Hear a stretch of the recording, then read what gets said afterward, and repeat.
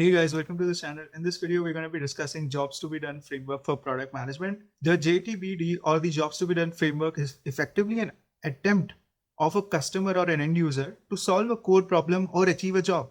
Our goal with this framework is obviously to encourage end users to use certain products in order to achieve or complete the job that they're trying to. And how do you discover the product or service to build in order to achieve certain jobs? So the way that product managers use this framework is by discovering what the end users are trying to achieve when they're using a product or a service. It may be their own product or a competitor product, or maybe a product that currently does not exist in the market. The focus here is obviously the customer and his pain points than the product, but the eventual goal is to build a product or a service in order to solve the customer pain or achieve the job that is trying to. Let's take an example.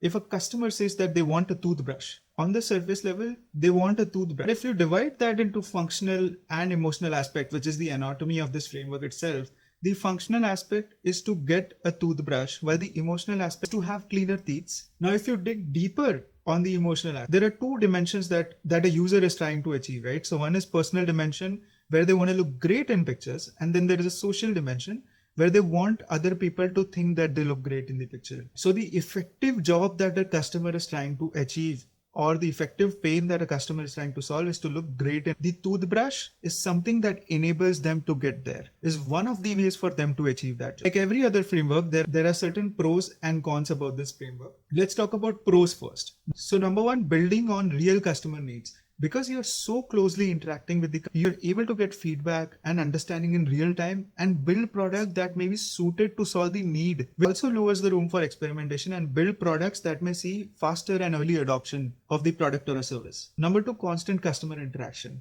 A lot of product managers struggle interacting with the customers and eventually end up building things that need a lot of iteration to get to a point where the users finally start paying for the product. Now, in this specific case, because you're working directly with the end user, you know what they want and you're iterating less because you're getting that feedback in real time, it becomes easier for the product manager to monetize the product faster and get that first revenue from the product. Number three, superior customer experience.